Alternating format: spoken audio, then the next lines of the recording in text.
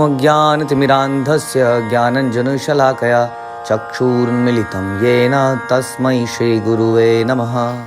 श्री चैतन्य चरितामृत मध्य लीला chapter 19 प्रयास संख्या 136। तो महाप्रभु ने रूप गोस्वामी को शिक्षा दी और वो वहाँ पर 10 दिन तक रहे। उसके बाद प्रभु कहे सुन रूप भक्ति रसेर लक्षण, सूत्र रूपे कही विस्तार नाया वर्णन। श्री चैतन्य महाप्रभु ने कहा, हे प्रिय रूप, कृपया मेरी बात सुनो। भक्ति का पूरी तरह वर्णन कर पाना संभव नहीं है, अतः मैं तुम्हें भक्ति के लक्षणों का सारांश बताने का प्रयास कर रहा हूं। जैसा हम अक्सर सुनते हैं कि भक्ति मतलब कह सकते हैं भगवान का ज्ञान भी और भगवान का नाम भी, उनके गुणगान भी। तो उनके गुण जो है अनलिमिटेड है, उनके नाम भी अनलिमिटेड है, उसको बखान नहीं किया जा सकता है। इसलिए जो भी हम करते हैं चर्चा, वो थोड़ा बहुत जितना हमारी कैपेसिटी है उसमें कर पाते हैं। भक्ति रसामृत सिंधु हम कहते हैं, भक्ति के रस का सिंधु। सिंधु मतलब समुद्र। तो उसकी एक बूंद हमें मिल जाती है तो हमारा जीवन बदल जाता है, थोड़ा सा भी उसका आभास भी हो जाता है। तो इसलिए चैतन्य महाप्रभु कह रहे हैं, मैं तुम्हें केवल कुछ लक्षण बता रहा हूँ। तो व्यक्ति संसार में पढ़ाई लिखाई करता है तो उसकी एक लिमिट होती है कि ये हाईएस्ट डिग्री है, इसके बाद आप कोई डिग्री नहीं है। लेकिन ये एक ऐसा ज्ञान है जिसमें आप पूरे जीवन, मल्टीपल जीवन, कभी किसी भी काल तक कंटिन्यूसली हम इसको कर सकते हैं और फिर भी इसमें नई नई रियलाइजेशन होती रहती है। आनंदाम बुद्धिवर्धनम प्रतिपदम पूर्णामृत स्वादनम। इसमें हर कदम पर कुछ नई रेवलेशंस एंड रियलाइजेशंस होती हैं। आदमी का आनंद जो है बढ़ता चला जाता है यदि हम इसको शुद्धता से करें तो। पारा पार शून्य गभीर भक्ति रस सिंधु, तोमा एचा खाईते तारक कही एक बिंदु। भक्ति रस का सागर इतना विस्तृत है कि कोई इसकी लंबाई चौड़ाई का अनुमान नहीं लगा सकता। फिर भी तुम्हें इसका आस्वादन कराने के लिए मैं उसकी एक बूंद का वर्णन कर रहा हूं। एत ब्रह्मांड भरी अनंत जीव गण, 84 लक्ष योनि ते करे भ्रमण। इस ब्रह्मांड में 84 लाख योनियों में असंख्य जीव हैं और वे सारे इस ब्रह्मांड के भीतर भ्रमण करते हैं। ब्रह्मांड भ्रमित जैसे हम बोलते हैं, तो सारे ब्रह्मांड के अंदर हैं ये सारे लोग। कौन लोग हैं? जिसमें 84 लाख प्रकार की योनियां हैं। योनियां का मतलब समझ सकते हैं कि variety of bodies, different bodies with different eating style, sleeping style, to match हमारी डिजायर्स क्योंकि बड़ी भिन्न भिन्न प्रकार की हैं, इसलिए उतने ही भिन्न भिन्न प्रकार के शरीरों का निर्माण किया गया है ताकि हम अपनी इच्छाओं की पूर्ति करने का प्रयास कर सकें। इसलिए इतने सारे तरह के शरीर बनाए गए हैं। यह उन तथाकथित वैज्ञानिकों तथा दार्शनिकों के लिए चुनौती है जो ये मानकर चलते हैं कि केवल इसी लोक में जीव हैं। यहाँ इसके अनुसार पूरे ब्रह्मांड में जीव हैं। जैसे बोलते हैं ब्रह्मांड भ्रमित है, पूरे ब्रह्मांड में। हाँ, हम लोग अभी भी कोशिश कर रहे हैं, क्या मंगल ग्रह में जीवन है, ऐसे इत्यादि हम कुछ रिसर्च कर रहे हैं। क्या सूर्य में तो हम सोच ही नहीं पाते हैं कि सूर्य में भी कोई जीव हो सकता है। शास्त्र कहते हैं सूर्य में तो सूर्य देव हैं, उनके साथ उनके सप्तऋषि हैं, वो अपना चला रहे हैं, बहुत कुछ कर रहे हैं। तो तथाकथित वैज्ञानिक चंद्रलोक जा रहे हैं और चंद्रलोक जाके कहते हैं कि वहाँ जीवन नहीं है। हाँ, तो इसलिए प्रभुपाद कहते हैं वो चंद्रलोक नहीं गए हैं। हाँ, बीच में किसी रास्ते में किसी जगह पर अटक गए, उन्हें लगता है कि हम चंद्रलोक पहुंच गए। यह विचार श्री चैतन्य महाप्रभु के विचारों से मेल नहीं खाता। महाप्रभु कहते हैं कि ब्रह्मांड के भीतर सर्वत्र असंख्य जीव हैं जो 84 लाख विभिन्न योनियों में भ्रमण करते रहते हैं। और भगवद गीता में हम पाते हैं कि जीव सर्वगत हैं, अर्थात वे कहीं भी जा सकते हैं। इससे सूचित होता है कि जीव सर्वत्र है, वे स्थल में, जल में, वायु में, अग्नि में, आकाश में विद्यमान है। इस तरह समस्त प्रकार के भौतिक तत्वों में जीव रहते हैं। चूंकि समूचा भौतिक ब्रह्मांड 5 तत्वों से बना है, पृथ्वी, जल, अग्नि, वायु, आकाश, तो फिर ऐसा कौन हो सकता है कि एक लोक में जीव हो और दूसरे लोक में ना हो? देखिए, सारा ब्रह्मांड ही इन 5 तत्वों से बना है। It is just a matter आप कह सकते हैं कि आप कई बार लोग कहते हैं पानी है तो जीवन है, जिस ग्रह में पानी है उस ग्रह में जीवन है। ये कोई ज़रूरी नहीं है ना। हमारी बॉडी कैसे बनाई गई है उस पर डिपेंड करता है। जैसे कि मछली है जो पानी में जिंदा रहती है, हम पानी में मर जाते हैं, वो पानी के बाहर मर जाती है, हम पानी के अंदर मर जाते हैं। बताइए, इसलिए कोई नियम, कोई फिक्स नियम नहीं है कि इंसान को जीने के लिए ये चाहिए ये चाहिए। ये तो बनाने वाले ने उसको कैसा बनाया है, हाँ, उस पर डिपेंड करता है, इन 5 तत्वों को यूज़ करके। तो इसलिए बता रहे हैं कि ये हर लोक में ये 5 तत्व तो हैं ही, या इनमें से कोई ये तत्व तो है ही, कोई ना कोई तत्व तो है ही, तभी तो बनाया वो जगह। वैदिक विज्ञान विद्वान ऐसी मूर्खतापूर्ण बात को कभी स्वीकार नहीं करते। वैदिक ग्रंथों में हमें ज्ञात होता है कि प्रत्येक ग्रह में, चाहे पृथ्वी, जल, अग्नि, आकाश से बना हो, जीव हो सकते हैं। हो सकता है कि ये जीव उन्हीं रूपों में ना हो जिसमें वो इस ग्रह में पाए जाते हैं, किंतु वे विभिन्न तत्वों में से बने हुए विभिन्न रूपों में पाए जाते हैं। पता नहीं चलता ना कई बार। हाँ, ये तो छोटे छोटे एग्जाम्पल हम खुद ही देखते हैं। कई बार पेड़ में, एक पौधे में कोई छोटा सा इंसेक्ट होता है, वो पता ही नहीं चलता है कि वो इंसेक्ट है। उसका कलर वलर बिल्कुल उससे मैच करता है। कभी वो हल्का हल्का सा अगर हिलता है तो समझ में आता है, ओहो ये तो कोई कीड़ा था इसके अंदर, पता ही नहीं चल रहा है। ऐसी चट्टानों को तोड़ा जाता है तो कई बार चट्टानों के अंदर से कुछ जीव जंतु निकलते हैं, इंसेक्ट निकलते हैं। इसका मतलब आप सोच नहीं सकते कि जीवन कहाँ कहाँ पर है। हम उसको इसी तरीके से देख रहे हैं जैसे हमने देखा है। हम जानते भी नहीं है कि वो एक चट्टान स्वयं जीवित हो, उसके अंदर जीवन हो, हमें पता ही नहीं चल रहा है। तो यहाँ तक कि इस पृथ्वी पर हमें स्थलचारी पशुओं तथा जलचरों में अंतर मिलता है। परिस्थिति के अनुसार जीवन दशाएं बदलती रहती हैं, किंतु फिर भी जीव तो सर्वत्र विद्यमान है। तो फिर हमें इस या उस ग्रह में जीव के अस्तित्व का निषेध क्यों करना है? और जो लोग दावा करते हैं कि वे चंद्रलोक गए हैं, तो वे वहां गए ही नहीं, या अपनी अपूर्ण दृष्टि के कारण वहां के विशेष प्रकार के जीवों को देख ही नहीं पाए। जीवों को अनंत कहा गया है, फिर वे 84 लाख योनियों में संबंधित बतलाए गए हैं। यानी कि जीव तो अनंत हैं, लेकिन उनकी कैटेगरीज हैं 84 लाख। और विष्णु पुराण में कहा गया कि जल में रहने वाली योनियां 9 लाख हैं। स्थावरों यानी कि वृक्षों और पौधों की संख्या 20 लाख है। कीड़ों और सरीसृपों की योनियां 11 लाख हैं। पक्षियों की 10 लाख हैं। और चौपायों की योनियां 30 लाख हैं। और मनुष्यों की 40 लाख है और 4 लाख है। इस प्रकार ये बना।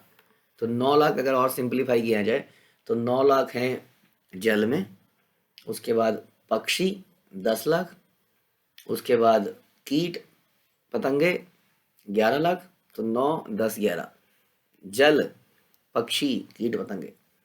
उसके बाद 20 और 30, तो 9 10 11 20 30। तो 20 30 क्या है?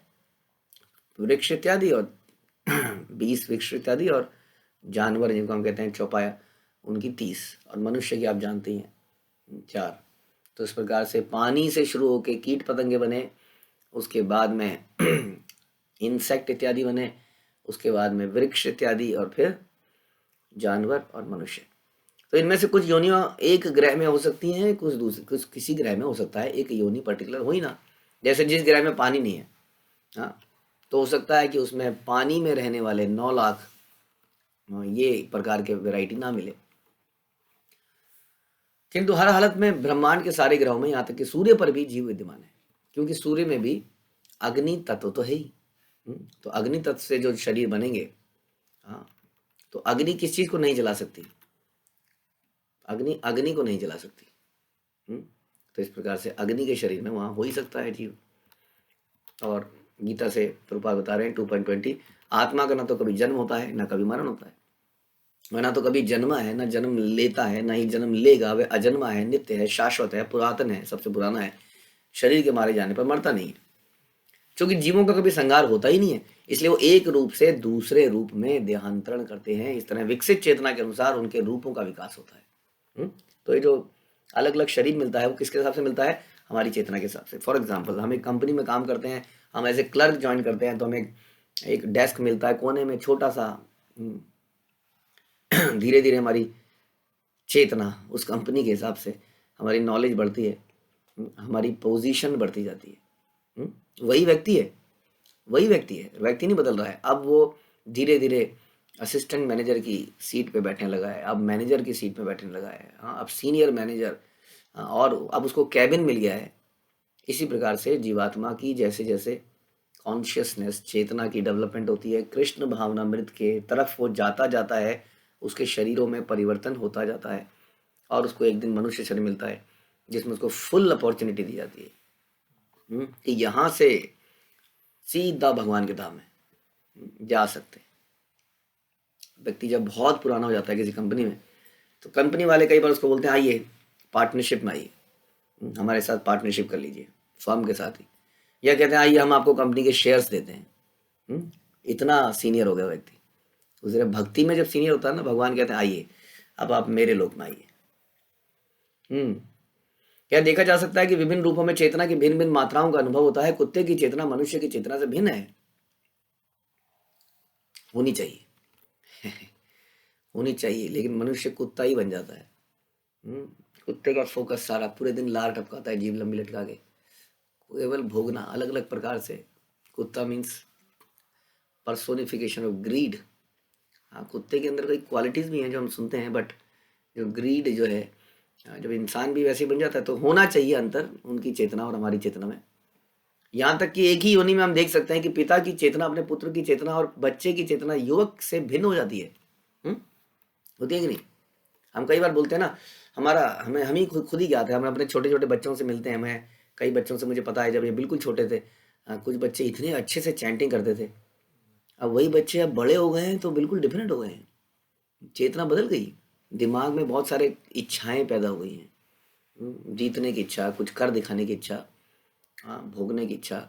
वही बच्चे जब छोटे थे तो बड़े अच्छे से भक्ति कर रहे थे, लेकिन बड़े होने के बाद देखा तो नहीं कर रहे हैं। चेतना बदल जाती है।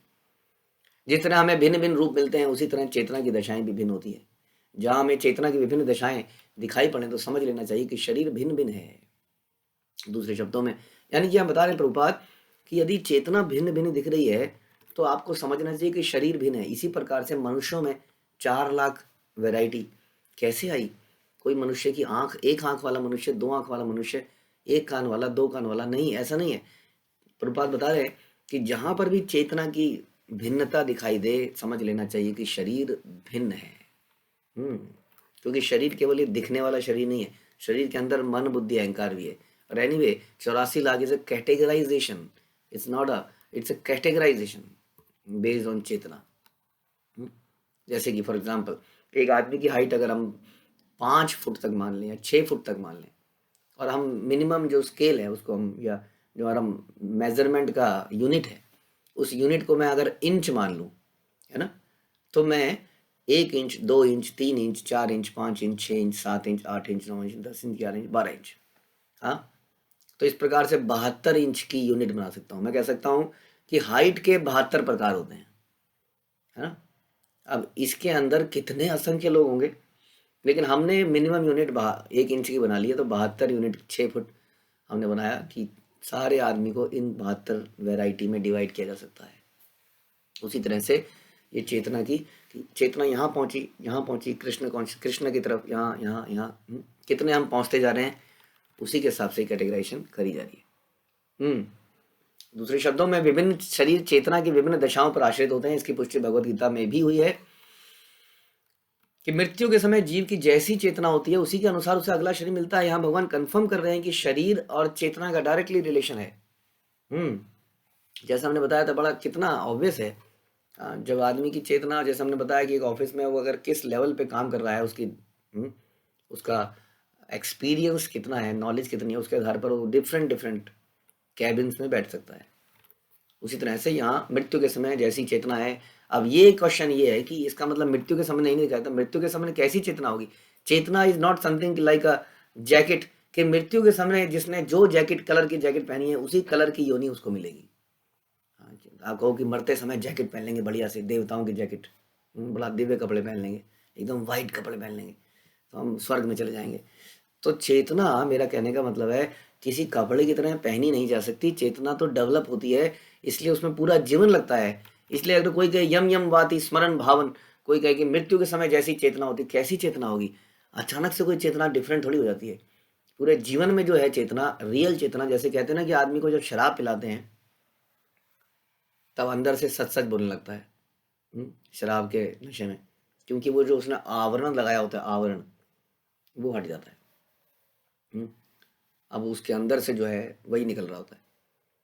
उसी तरीके से मृत्यु के समय आदमी पे इतना दिमाग काम करता ही नहीं उसका, कि वो दिमाग से कुछ और बहरूपिया बन जाए मृत्यु के सामने। पूरे जीवन में तो बहरूपिया बन सकता है, इसलिए वही भाव आता है, उसी के अनुसार उसे अगला शरीर मिलता है। आत्मा के देहांतर की यही विधि है। शरीर के नाना प्रकार, शरीर में के नाना प्रकार पहले से ही हैं, हम अपनी चेतना के अनुसार एक से दूसरे शरीर में चले जाते हैं। तो जब तक हमें कुछ भोगने की इच्छा होती है, अकॉर्डिंगली भगवान ने बड़ी कृपावश एक शरीर पहले ही बना रखा है, लेकिन अल्टीमेटली हमें इस भोगने की प्रवृत्ति को छोड़ना होगा, तभी ये शरीर छूटेंगे। केशाग्र शतेक भाग पुनः शतांक करी, तार सम सूक्ष्म जीवेर स्वरूप विचारी। तो ये हम सब सुन रहे हैं चर्चा चैतन्य महाप्रभु और रूप गोस्वामी की क्या ज्ञान दे रहे हैं। रूप गोस्वामी को चैतन्य महाप्रभु क्या ज्ञान दे रहे हैं। तो उन्होंने शुरुआत करी चेतना से, भगवान की लीलाएं अनंत हैं, फिर बोला कि चेतनाएं अलग अलग हैं, उसके अनुसार शरीर हैं। आत्मा का ज्ञान यानी कि दे रहे हैं पहले, कि देयर इज सोल विच अलग अलग बॉडीज में ट्रांसमाइग्रेट होती है। यहाँ बता रहे हैं कि केशाग्र शतेक भाग, जीव की लंबाई और चौड़ाई बाल के अगले भाग के एक 10,000वें भाग के बराबर बतलाई जाती है। केशाग्र, केश के अग्र को शतेक भाग पुनः शतांश करी, यानी कि 100 को फिर से 100 में डिवाइड किया जाए तो 10,000 हिस्सा के बराबर बताई जाती है। जीव की मूल सूक्ष्म प्रकृति है, इतना साइज है एक जीव का, जीवात्मा का साइज ये बता रहे हैं। केशाग्र शत भाग से शतांग सदृशात्मक जीव सूक्ष्म स्वरूपोयम संख्यातितो ही चित्कण। यदि हम बाल के अगले भाग के 100 खंड करें और इनमें से एक खंड को लेकर उसके फिर 100 भाग करें, तो वह सूक्ष्म भाग असंख्य जीवों में से एक के आकार के तुल्य होगा। वे सब चित्कण अर्थात आत्मा के कण होते हैं, पदार्थ के नहीं। ये आत्मा का साइज बता रहे हैं यहाँ पर। ममे वांशो जीव लोके जीव उता सनातन, इस बद्ध जीवन में सब मेरे सनातन अंश हैं। भगवान कृष्ण स्वयं अपने आप को सूक्ष्म जीव से अभिन्न बताते हैं। भगवान कृष्ण सर्वोपरि आत्मा अर्थात परमात्मा है और सारे जीव उनके सूक्ष्म अंश हैं। निसंदेह हम बाल के अग्रभाग को इतने सूक्ष्म कणों में विभाजित कर ही नहीं सकते हैं, किंतु आध्यात्मिक दृष्टि से इतने सूक्ष्म कणों का अस्तित्व हो सकता है। आध्यात्मिक शक्ति इतनी प्रबल है कि आत्मा का एक परमाणु मात्र भी भौतिक जगत का सबसे बड़ा मस्तिष्क बन जाता है। वही आध्यात्मिक स्फुलिंग एक चींटी के भीतर होता है और वही ब्रह्मा के शरीर के भीतर भी होता है। यह आध्यात्मिक स्फुलिंग अपने कर्म अर्थात भौतिक कार्यकलापों के अनुसार विशेष प्रकार का शरीर प्राप्त करता है। सारे भौतिक कार्य सतो रजो और तमो गुणों में या उनके मिश्रण से संपन्न होते हैं। भौतिक प्रकृति के गुणों के मिश्रण के अनुसार ही जीव को विशेष प्रकार का शरीर मिलता है। यह निष्कर्ष है। तो हम जो भी कार्य करते हैं वो इन तीनों गुणों के प्रभाव में आके करते हैं, सतोगुण रजोगुण तमोगुण। हमने इस पर कई बार चर्चा करी है। तो जीव कह सकता है कि इसमें मेरी क्या गलती है? फिर गलती ये है कि वो ये डिसाइड कर सकता है कि वो किस गुण से प्रभावित होना चाहता है। उसको मालूम होना चाहिए कि इस जगह में जाऊंगा तो तमोगुण से प्रभावित हो जाऊंगा, यहाँ जगह जाऊंगा तो यहाँ पे रजोगुण से प्रभावित हो जाऊंगा, इसके पास जाऊंगा तो केवल निंदा करूंगा, किसी ना किसी की इंद्रिय तृप्ति की बातें करूंगा। तो ये डिसाइड किसने किया? ये डिसाइड मैंने किया कि मैं किस व्यक्ति के साथ या किस गुण के साथ रहूंगा। ये तो हमने ही किया। हम अपने आप को पुश करते हैं साधु की तरफ, ताकि हमारी जो है ना, हमें हमारे अंदर शुद्ध सतोगुण का प्रभाव पड़े। तो इस प्रकार से हम उसके लिए जिम्मेदार माने जाएंगे। बालाग्र शतभागस्य शतदा कत्पिलस्तस्य च भागो जीव स विज्ञेय इति चाह पराश्रुति। यदि हम बाल की नोक को 100 भागों में विभाजित करें तो अलग अलग जगह से बता रहे हैं, देखिए सेम चीज को, और इसमें से एक भाग को लेकर पुनः 100 भाग में करें तो 10,000वां भाग जीव की माप है। तो ये लिया गया पंचदशी चित्रगीत से और प्रथम 3 पद श्वेताश्वतर उपनिषद से लिए गए। तो अलग अलग जगह से हम इसको ले रहे हैं। यह श्रीमद् भागवत के उस भाग की टीका से उद्धृत है जहाँ मूर्तिवान वेद, तो ये लिया ऊपर वाला लिया गया था भाग श्रीमद् भागवत के उस भाग की टीका से, या मूर्तिमान वेद बता रहे हैं। तो अलग अलग जगह से ये हमने सुने ये 2-3 श्लोक। ओके। सूक्ष्माणामप्यहम जीव। भगवान श्री कृष्ण कहते हैं इन सूक्ष्म कणों में मैं जीव हूँ। यह उद्धरण श्रीमद् भागवत के श्लोक 11.16.11 का तृतीय पद है। ये यहाँ से भी लिया गया कि जीव जो है अत्यंत सूक्ष्म है। वास्तव में आत्मा के रूप में जीव भगवान के गुण से अभिन्न है, किंतु भगवान महानतम से महान है और जीव सूक्ष्म से सूक्ष्म है। उसके बाद फिर से यह श्रीमद् भागवत से एक और श्लोक बता रहे हैं। अपरिमिता ध्रुवास्तनु भूतो यदि सर्वगतास तर्हि नाशास्यतेति नियमो ध्रुवा नेतरथा अजनी च यन्मयं तद विमुच्य नियंत्र भवेत् समम अनुजानताम यद मतम मत दुष्टतया। हे प्रभु, यद्यपि भौतिक देह धारण करने वाले सारे जीव आध्यात्मिक हैं। जीव तो आध्यात्मिक है और संख्या में कितने हैं? अनंत हैं। हम लोग जनसंख्या करते हैं ना हर साल, कितनी जनसंख्या होगी, लेकिन वास्तव में हम जनसंख्या कर ही नहीं सकते हैं क्योंकि जीव अनंत हैं। किंतु यदि वे सर्वव्यापक होते तो उनका अपने आप के अधीन होने का प्रश्न ही नहीं उठता। यानी कि जीव सर्वव्यापक नहीं है, भगवान सर्वव्यापक है। जीव हर जगह पर हैं, अलग अलग जीव। एक जीव एक टाइम पर एक ही जगह पर है, लेकिन भगवान एक टाइम पर हर जगह है। इसलिए जीव भगवान के अधीन है। किंतु यदि उन्हें सनातन रूप से अस्तित्व में रहने वाले आध्यात्मिक पुरुष के कणों के रूप में अर्थात आप सर्वोपरि आत्मा के अंश रूप में स्वीकार किया जाए, जीव को किस रूप में स्वीकार किया जाए? सर्वोपरि आत्मा यानी कि भगवान, उसके अंश के रूप में स्वीकार किया जाए, तो हम इस निष्कर्ष पर पहुंचते हैं कि वह सदैव आपके नियंत्रण के अधीन है। इसलिए ऐसा कैसा होता है कि जीव नारायण बन जाए? यदि सारे जीव इतने से ही संतुष्ट हो जाएं कि आध्यात्मिक कणों के रूप में वे आपके समान हैं, तो वे अनेक वस्तुओं के नियंता के रूप में सुखी हो जाएं। यदि सारे जीव इतने संतुष्ट हो जाएं कि आध्यात्मिक कणों के रूप में वो आपके समान है, तो अनेक वस्तुओं के नियंता के रूप में सुखी हो जाएं। यह निर्णय दोषपूर्ण है कि जीव तथा पूर्ण पुरुषोत्तम भगवान एक हैं, यह तथ्य नहीं है। तो आजकल के कई लोग इस तरह का फैला रहे हैं। बहुत सारे, आपको मालूम नहीं होगा, शायद आप ऐसे लोगों के टच में नहीं आए होंगे।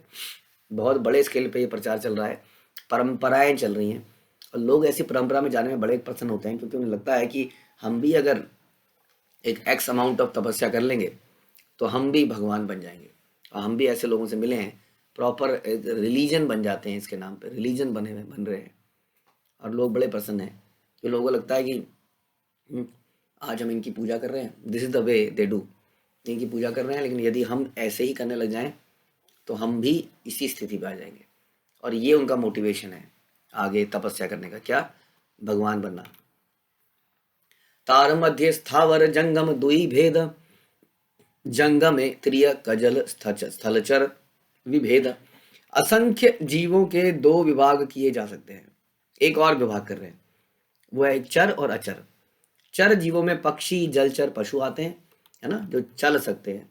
अचर जैसे पौधे हैं, एक ही जगह पर स्टेशन है। श्री चैतन्य महाप्रभु स्पष्ट शिक्षा दे रहे हैं कि जीव विभिन्न अवस्थाओं में किस तरह रहते हैं। वृक्ष, पौधे, पत्थर चल नहीं सकते, फिर भी उन्हें जीव या आध्यात्मिक स्फुलिंग समझना होगा। वृक्षों, पौधों और पत्थरों जैसे शरीरों में भी आत्मा विद्यमान है। यह सभी जीव हैं। चलने फिरने वाले जीवों में, पक्षी, जलचर, पशुओं में भी वही आत्मा आध्यात्मिक स्फुलिंग होता है। जैसा कि यहाँ बताया गया कि ऐसे जीव होते हैं जो उड़, तैर तथा चल सकते हैं। पत्थरों में भी हम सुनते हैं रामायण का एग्जाम्पल, जहाँ पे अहिल्या को पत्थर बना दिया गया और फिर उसको जीवित किया गया। ऐसे कई एग्जाम्पल आते हैं। हमें यह भी निष्कर्ष निकालना चाहिए कि ऐसे भी जीव होते हैं जो अग्नि और आकाश के भीतर चल सकते हैं। जीवों के विभिन्न भौतिक शरीर होते हैं जो पृथ्वी, जल, वायु, अग्नि, आकाश से बने हैं। तार मध्य शब्दों का अर्थ है इस ब्रह्मांड के भीतर। सारा भौतिक ब्रह्मांड इन्हीं 5 भौतिक तत्वों से बना है। यह सच नहीं है कि जीव एकमात्र इसी ग्रह पर रहते हैं, अन्य ग्रह पर नहीं है। तो प्रभुपाद इसी बात को बार बार बोल रहे हैं क्योंकि चैतन्य महाप्रभु भी इस जीव के ज्ञान को बड़ा डिटेल में समझा रहे हैं। क्योंकि वैदिक ज्ञान यहीं से शुरू होता है कि मैं कौन हूँ। जब तक हम इसी तथ्य को नहीं समझेंगे, हमारे लड़ाई झगड़े, इतने कलेश क्यों होते हैं दिन भर? क्योंकि पहला प्रिंसिपल ही क्लियर नहीं है।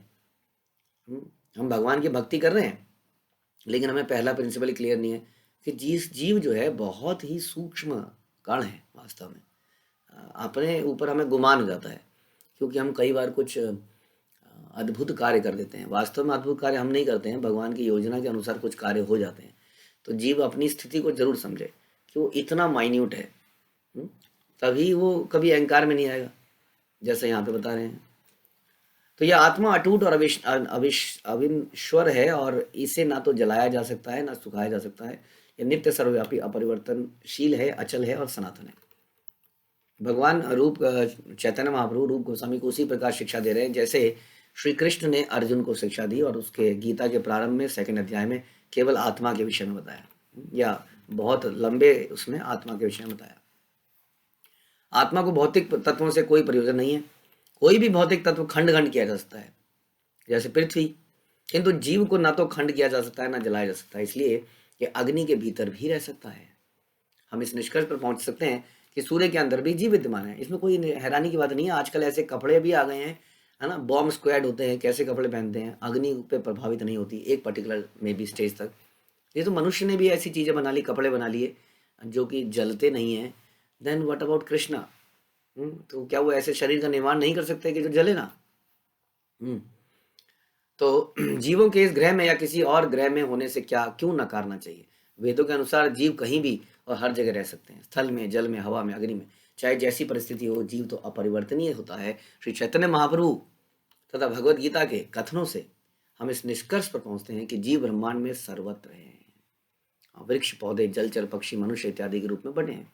इसलिए जब हमारी इच्छा होती है कि प्रभु जी एक बार यूरोप घुमा दो, एक बार हम यूरोप में घूम जाएं, एक बार हम ऑस्ट्रेलिया तो देख आए, एक बार हम रशिया तो देख आए, लेकिन हम जानते नहीं कि हम कहाँ कहाँ क्या क्या देख के आ चुके हैं। अब देखिए, अगर कोई व्यक्ति भूलता जाए तो उसका क्या लाभ? जैसे कि बचपन में से लेके अब तक आपने और मैंने न जाने कितनी जगह में हम चले गए होंगे, लेकिन उनमें से कितनी जगहों के बारे में हम ऑलरेडी भूल चुके हैं। हमारे मम्मी पापा भी हमें पता नहीं कहाँ कहाँ लेके गए होंगे, हो सकता है उन जगहों के बारे में हमें बहुत थोड़ा थोड़ा सा कुछ कुछ याद आता है। तो जीव भूल ही जाता है ना, फिर ऐसी इच्छाओं का क्या लाभ? जो पूरे संसार में एक जीव, देखिए हम बता रहे हैं, हर लोक में, किसी कोने में, हर जगह पे जीव हैं। इन सारी जगह हम घूम चुके हैं ऑलरेडी, तभी तो मनुष्य शरीर में आए। हाँ, उसके बाद भी यही इच्छाएं फिर से। हाँ, तो ये सोचने का विषय है कि कब तक ऐसे घूमेंगे। तार मध्य मनुष्य जाति अति अल्पतर, तार मध्य मलेच्छ पुलिंद बौद्ध शबर। यद्यपि जीवों में से मनुष्यों की संख्या तो बहुत कम है, वास्तव में गिने चुने मनुष्य हैं, किंतु इस विभाग को और आगे विभाजित किया जाता है, क्योंकि उन गिने चुने मनुष्यों के अंदर भी बहुत सारे मलेच्छ हैं, पुलिंद हैं, बौद्ध हैं, शबर हैं, अनेक असभ्य मानव भी हैं। बहुत ही कम है। हम एक रिसेंटली एक गणना सुन रहे थे सॉरी, जिसके अनुसार इस्कॉन में लगभग 30 लाख भक्त हैं, फॉलोअर हैं। अब सुनने में संख्या बहुत ज़्यादा लगती है, लेकिन देखा जाए तो 30 लाख 1 करोड़ का भी आधा भी नहीं हुआ। और संसार की जनसंख्या आप जानते हैं कितनी है। अब सोचिए क्या, what is the percentage of devotees in this entire world? जिस पूरे संसार में केवल भक्त ही होने चाहिए थे। वास्तव में मनुष्य का काम केवल भक्ति करना है। हाँ, इसीलिए ये संसार बनाया गया। ये तो इसी तरह से हो गया कि एक कंपनी में जी 10,000 एम्प्लॉयज़ हैं, काम कितने करते हैं? काम केवल 30 करते हैं। तो कैसा, क्यों इतने सारे एम्प्लॉय रखे हुए हैं? क्यों उनको सैलरी दी जा रही है? हाँ, क्योंकि इस संसार के मालिक तो तुरंत निकाल देता है, लेकिन भगवान इतने दयालु हैं कि वो निकाल नहीं रहे हैं इनको। वो वेट कर रहे हैं, कभी तो काम करना शुरू करेगा। कोई बात नहीं, खाने दो, सैलरी देते रहो। भगवान में सैलरी दिए जा रहे हैं, हवा, पानी, सांस, सब कुछ दिए जा रहे हैं जन्म के जरिए, हर जन्म के बाद। केवल सोचिए, इतने से डिवोटी संसार में। ऐसा नहीं है कि केवल इस्कॉन में ही भक्त होंगे, लेकिन बाकी भी कितने ही होंगे, आप सोच सकते हैं। वेद निष्ठ मध्य अर्धिक, वेद मुखे माने, वेद निषिद्ध पाप करे, धर्म नहीं गणे। मनुष्यों में जो लोग वैदिक नियमों का पालन करने वाले हैं, उन्हें सभ्य माना जाता है। तो वास्तव में सभ्य कौन है? आज के डेट में सभ्य वो है जो कपड़े पहनने का तरीका जानता है बड़े अच्छे से, neat and clean, iron properly, जिसको बोलने का लहजा उसका है, उसको सभ्य माना जाता है। यहाँ कह रहे हैं जो वैदिक नियमों का पालन करने वाले हैं वही सभ्य हैं। इनमें से आधे लोग दिखावा करते हैं, वैदिक नियमों को मानते तो हैं लेकिन एक तरह से रिचुअलिस्टिक फॉलोअर्स हैं, भाव को नहीं समझ रहे हैं और इन सिद्धांतों के विरुद्ध सभी तरह के पाप भी कर रहे हैं। और कहते हैं कि जी हम पंडित हैं और पीछे से माना मांस मदिरा इत्यादि करते हैं, नशा करते हैं। कहते हैं जी ठंड बहुत है, क्या करें, हम लोग इस जगह के हैं ना, यहाँ ठंड बहुत है, यहाँ पे अलाउड है। हम्म, या इस तरह के कुछ करते हैं। तो बहुत सारे लोग हैं जो वैदिक नियमों का पालन करते हुए दिखते हैं लेकिन वास्तव में वो दिखावा कर रहे हैं। हम्म, क्योंकि वो सारे पाप कम कर रहे हैं। ऐसे लोग विधि विधानों की परवाह करते ही नहीं है। वेद का अर्थ है ज्ञान, पूर्ण पुरुषोत्तम भगवान तथा उनके साथ अपने संबंध को समझकर उस संबंध के अनुसार कार्य करना। ज्ञान का मतलब हो गया है कि मुझे ये वाला जो है ना, ये रत्नावली श्लोकावली कंठस्थ है, ये हो गया ज्ञान। कोई पंडित जी, अगर हम लोग कई बार शादी ब्याह में जाते हैं तो किसी पंडित जी की आवाज़ बड़ी सॉलिड होती है। या स्मरेत विष्णु कांतम साहब, ऐसे बोल रहा है, बहुत बढ़िया से बोल रहा है वो व्यक्ति, तो हम कहते हैं क्या पंडित है। सब लोग कहते हैं वाह जी वाह, पंडित जी बड़े अच्छे हैं तुम्हारे, हमारी शादी में भी भेजना है इनको जरा। तो मंत्रों के उच्चारण के अनुसार हम किसी व्यक्ति को, यानी कि केवल अल्टीमेटली जो दिखता है वही बिकता है इस संसार में। यहाँ पर आंतरिक शुद्धता का कोई मूल्य नहीं रहा है। इसलिए लोग दिखावा करते हैं क्योंकि उनको उनकी वाहवाही करी जाती है। लोगों ने ऐसी पोशाक बना ली है, गुरु बने, ऐसी पोशाक ऐसा वेशभूषा बनाते हैं कि लगता है कि साक्षात कृष्ण जो हैं गद्दी पर बैठ गए हैं। वैसे ही बाल बना लेते हैं।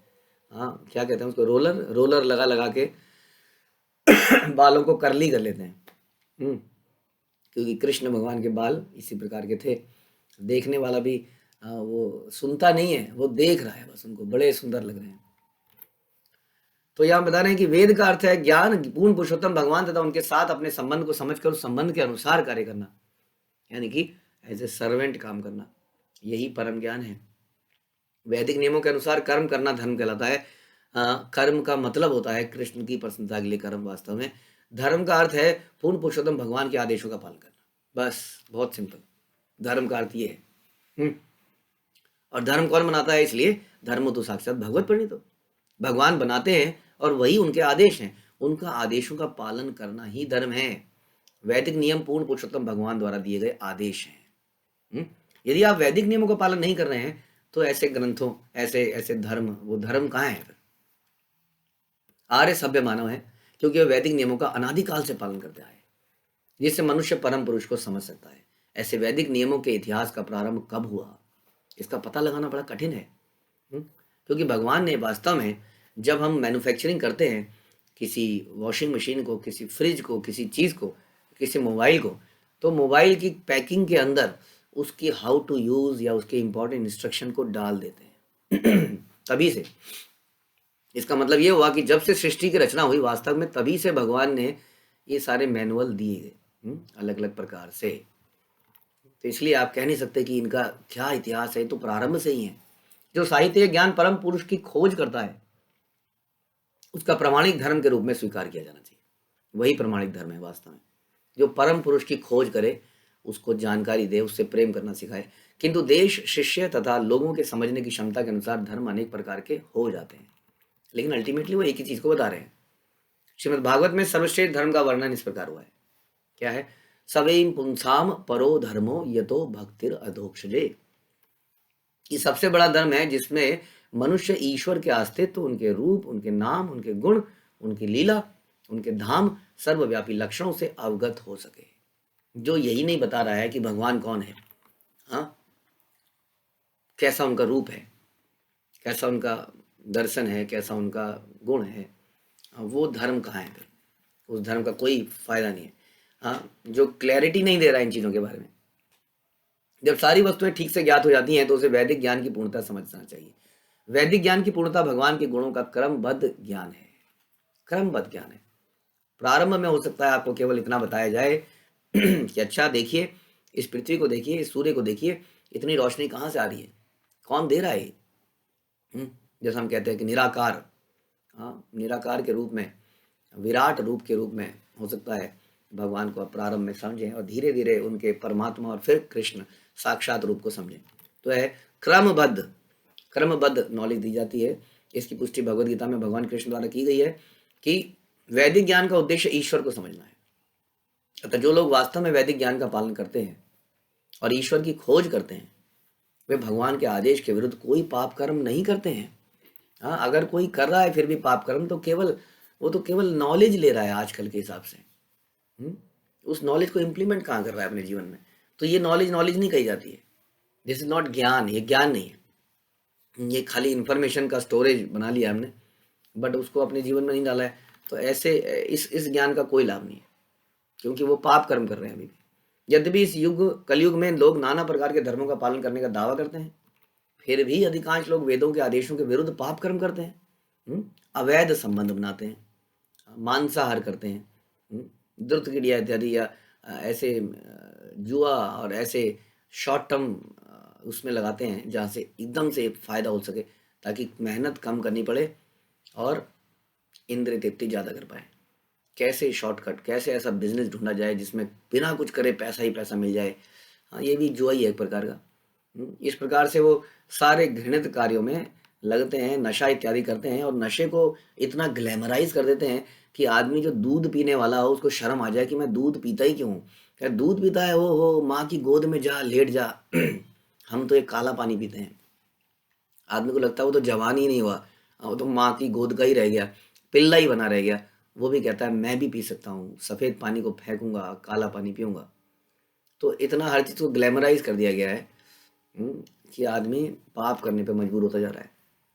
इसलिए यहाँ पर हाँ, तो ये अधिकांश लोग वेदों के आदेशों के विरुद्ध काम कर रहे हैं, जी रहे हैं। इसलिए यहाँ पर चैतन्य महाप्रभु कहते हैं कि वेद निषिद्ध पाप करे, धर्म नहीं गणे। इस युग में अनेक लोग धर्म तो मानते हैं, हाँ देख लोगे आप, सवेरे सवेरे उठ के ठंडी में भी किसी को जल चढ़ाते हुए, अलग अलग तपस्याएं करते हुए। लेकिन सारे जल चढ़ाने का, तपस्या करने का मूल उद्देश्य है कैसे मैं और मेरा परिवार कैसे सुरक्षित रहे, ताकि वो ज़्यादा से ज़्यादा समय तक जीवित रह सके, ताकि वो ज़्यादा से ज़्यादा खा सके और खाने को मल में कन्वर्ट कर सके, सीवर लाइन को भर सके। बड़ी बड़ी सीवर लाइन हमारे मल से भरती जा रही है, कूड़े का ढेर लगता जा रहा है। हाँ, इतना मल निकाल दिया हमने खा खा के। तो ज़्यादा से ज़्यादा खा पाएँ, इसलिए अलग अलग तरह के रिचुअल, बहुत लोग धार्मिक काम करने में लगे हुए हैं, केवल इसीलिए मैं और मेरा परिवार सुरक्षित रहे किस तरह से। किंतु वास्तव में वे नियमों का पालन नहीं करते, उल्टे वे सभी तरह के पाप करते हैं। क्योंकि यदि आप खाना भी खा रहे हैं तो वो भी पाप है, क्योंकि वो भी हमको भगवान ने दिया है, और उस भगवान से हम प्रेममयी सेवा नहीं कर रहे हैं। उस भगवान से हम बिजनेस कर रहे हैं, क्योंकि हम बिजनेस करना सीख गए ना। हम आजकल, मैंने बहुत लोग देखे हैं, मैं किसी का पैसा नहीं रखता अपने पास। लो तुमने दिया है ना, ये लो पकड़ो पैसा। उनके पास यदि हम चले भी जाते हैं ना, अगर हम कुछ उन्हें प्रवचन करने लग जाए, बस बस बस जी, बस जी, बस हो गया, ये लो जी, मेरे पास समय नहीं, ये लो पकड़ो जी, 10 रुपये पकड़ो, या लो पकड़ो 100 रुपये, जाओ जी जाओ, पैसे पकड़ो और चलती करो। तो है ना, वो इतना ऐसे बन गए हैं कि हर चीज़ के पैसे देते हैं जी हम तो। पैसे फेंकते हैं और चीज़ लेते हैं, वास्तव में हम तो दे ही नहीं पा रहे हैं। अभी जब कोरोना के समय में ऑक्सीजन ख़त्म थी, कैसे आप ऑक्सीजन खरीद पाए पैसों से? अब एक बेड खरीदने में तो हमारी हालत ख़राब हो गई। कई लोगों के न्यूज़ आई कि कोई व्यक्ति ने 30 लाख 50 लाख ऑफर किया, मैं बेड देने, 50 लाख दीजिए, लीजिए, मैं बेड दीजिए मुझे बेड, लेकिन थे ही नहीं बेड, कहाँ से लेते? तो बताइए कैसे आपको, हमें लगता है कि हम पैसे से खरीद सकते हैं, ये सच नहीं है। इसलिए क्या पैसे देंगे हम उस भगवान को? उनकी प्रेममयी सेवा यदि धर्म ने नहीं सिखाई, तो कैसा कैटब धर्म है, ढोंगी धर्म है। और ढोंगी धर्म को हम पालन कर रहे हैं, हम सोच रहे हैं हम बड़े धार्मिक हैं जी, हम बड़े धार्मिक हैं। हमें मालूम ही नहीं है कि ईश्वर से प्रेम करना कैसे है, और हम कहते हैं हम धार्मिक है, क्योंकि हम धार्मिक घोंसलों को बचपन से फॉलो करते आ रहे हैं, और हमें कुछ मालूम नहीं है कि ईश्वर कौन है, जीव की क्या स्थिति है, उसका क्या कर्तव्य बनता है। तो भगवान चैतन्य महाप्रभु बहुत ही डिटेल में रूप गोस्वामी के साथ ये डिस्कशन हो रही है। ये हमारी प्रारंभिक डिस्कशन है, और यही डिस्कशन सबसे इम्पोर्टेंट है वास्तव में। ये वाली डिस्कशन अगर समझ आ जाए, ये it's like a foundation stone, तो बाकी की बिल्डिंग अपने आप बन जाती है। इसलिए ये जो बताया जा रहा है, इसको हमें हमेशा याद रखना है। जीवेरे स्वरूप है कृष्ण नित्यदास, कृष्ण क्या है, तटस्थ शक्ति, भेद अभेद प्रकाश। श्री चैतन्य चरितामृत की जय, श्रील प्रभुपाद की जय, श्री कृष्णदास कविराज की जय।